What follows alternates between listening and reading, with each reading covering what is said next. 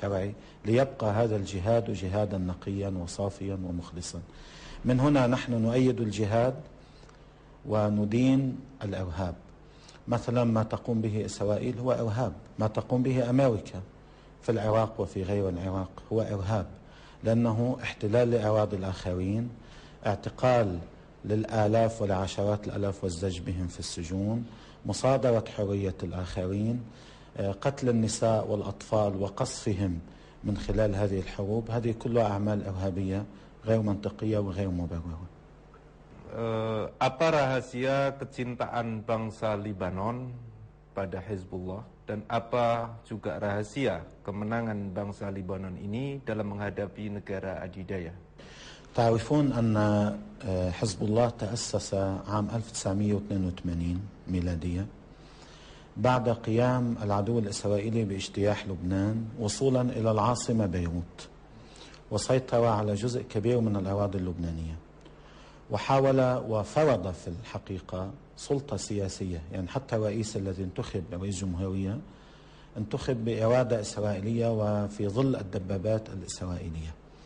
وكانت إسرائيل تريد السيطرة نهائيا على لبنان، وهي تطمع بأرضنا وتطمع بمياهنا وتطمع بالتسلط علينا.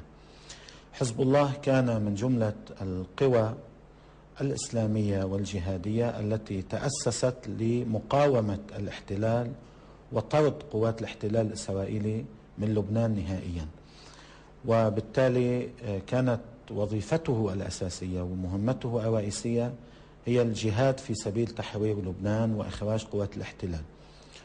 هذا لم يكن فقط مجرد شعارات أو كلمات، وإنما حزب الله قدم تضحيات كبيرة من علمائه وقادته ومجاهديه ومن النساء والأطفال، وبذل جهودا كبيرة جدا وجبارة جدا وعلى مدى سنوات طويلة، حتى وفق بعد 18 عاما من احتلال إسرائيل للأراضي اللبنانية، يعني في أيار عام 2000 ميلادية، من طرد قوات الاحتلال من جنوب لبنان. وكان هذا أول انتصار إسلامي وعربي تاريخي وكبير وواضح على الإسرائيليين، والإسرائيليون اعترفوا بهزيمتهم أمام حزب الله وأمام المقاومة في لبنان. إذن حزب الله في نظر الشعب اللبناني هو المقاومة التي طردت الاحتلال، التي أعادت للبنان أرضه المحتلة وأسراه المعتقلين في السجون الإسرائيلية،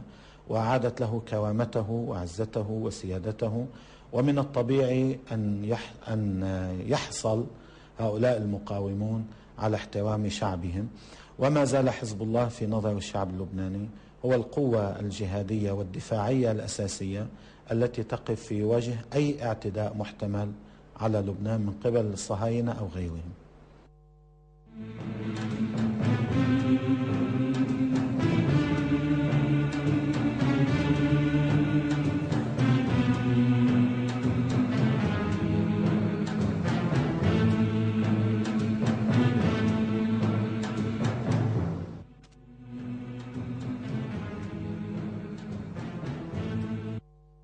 Pak Din, Pak Hidayat, baru saja kita lihat bagian pertama dari wawancara eksklusif dengan pemimpin sebelah Syekh Hasan Nasrullah. Pak Din, terlebih dahulu, apakah apa saya bisa dapat Pak Din catat tadi dari keterangan beliau bahwa terkait dengan perjuangan, beliau membahasakan jihad yang beliau bedakan secara jelas dibandingkan teror, bahwa sebuah bangsa seperti Libanon di mana ada kelompok diantaranya Hizbullah di sana menentang penjajah, itu kan analogi seperti sebuah bangsa termasuk bangsa Indonesia yang menolak penjajahan pada suatu saat dulu. Nah, apakah ini bisa dijelaskan dalam konteks pemahaman Islam? Ya, saya kira benar apa yang disebut dengan jihad memiliki batasan dan definisi tersendiri. Ya. Dan di luar itu bisa dianggap sebagai sesuatu yang bertentangan dengan jihad, karena jihad memiliki tujuan yang mulia gitu.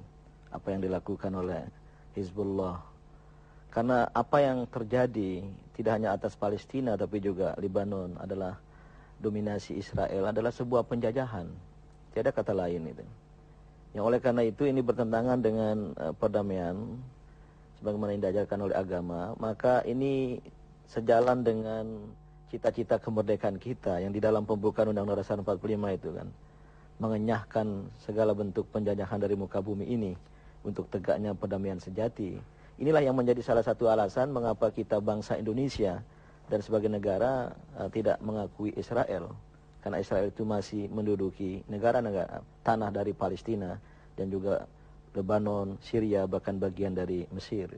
Pak Hidayat, apakah dengan demikian benar bahwa sikap Indonesia seperti tadi Pak Din telah garis bawahi, Israel sebagai penjajah khususnya yang telah mengangkangi hak rakyat Palestina misalnya, khususnya, dan kemudian mencoba menjajah Libanon, itu benar untuk tidak pernah diakui oleh negara Republik Indonesia, dan apa sebaiknya penyikapan berikutnya terhadap Israel yang notabene adalah negara yang menyebarkan teror? Ya, sejauh ini sikap pemerintah masih berada dalam koridor yang baik ya, dan karena memang itu sesuai betul dengan sikap dasar yang digariskan di dalam pembukaan UUD 45 yang menekankan bahwa kemerdekaan adalah hak segala bangsa dan karena segala bentuk penjajahan harus dienyahkan dari muka bumi, dan bahwa Indonesia akan berperan serta untuk menghadirkan kedamaian yang abadi, dan pemerintah Indonesia bahkan juga pun telah mengirimkan pasukan menjaga perdamaian di Libanon Selatan. Satu hal yang saya kira patut untuk diapresiasi, sekalipun bila lebih kuat daripada itu, pastilah bangsa Indonesia dan bangsa-bangsa dunia pasti akan lebih mengapresiasi kepada pemerintah Indonesia. Sampai hari ini pemerintah memang belum menampakkan keinginan untuk membuka hubungan dengan Israel, dan karena saya kira itu memang tidak diperlukan. Dan bahkan pun dalam pertemuan kemarin dengan utusan khusus dari Presiden Palestina, Sheikh Buraikat, baik ketika ketemu dengan saya maupun ketemu dengan Presiden, Sheikh Buraikat menyampaikan apa yang telah disampaikan oleh pihak Indonesia, bahwa Indonesia akan tetap bersama dengan bangsa Palestina, mendukung kemerdekaan bangsa Palestina, dan mereka sangat berharap bahwa suatu ketika nanti pasukan Indonesia akan berada di Palestina untuk menjaga perdamaian di Palestina, ketika Palestina akan memproklamasikan kemerdekaan Palestina dengan ibu kotanya yaitu Yerusalem. Pak Hidayat, Pak Din, nanti kita akan lihat bagian lain di mana Sheikh Hasan Nasrallah juga memberikan komentar mengenai keterlibatan Indonesia yang beliau apresiasi dalam pasukan perdamaian PB UNIFIL, dan begitu juga kaitan dengan dukungan masyarakat Indonesia kepada perjuangan bangsa Palestina. Kita akan kembali sebentar lagi, pemirsa tetaplah bersama Dialog Kebangsaan bersama Pak Din Syamsuddin dan Pak Hidayat Nur Wahid. Kami akan kembali sesaat lagi.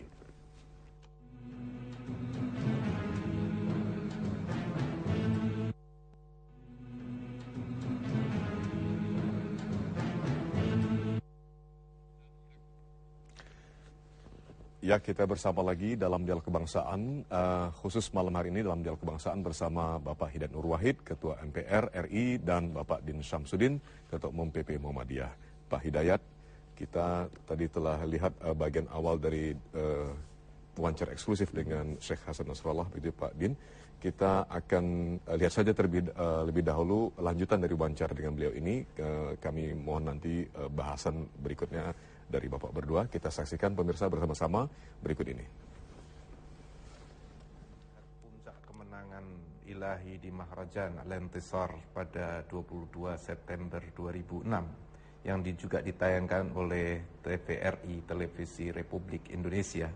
Saat itu sebagaimana negara-negara dunia berbicara tentang puncak-puncak kemenangan, saat yang sama bangsa kami juga tersentak penuh dengan kekaguman dari kebanyakan pejabat dan politisi hingga agamawan.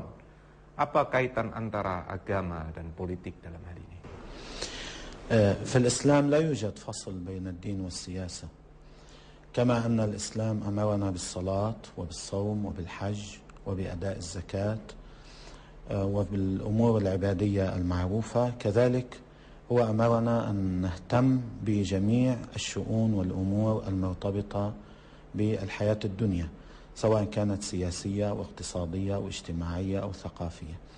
وهناك عنوان عام وعريض تحدث عنه رسول الله صلى الله عليه وآله وسلم: من أصبح وأمسى ولم يهتم بأمور المسلمين فليس بمسلم.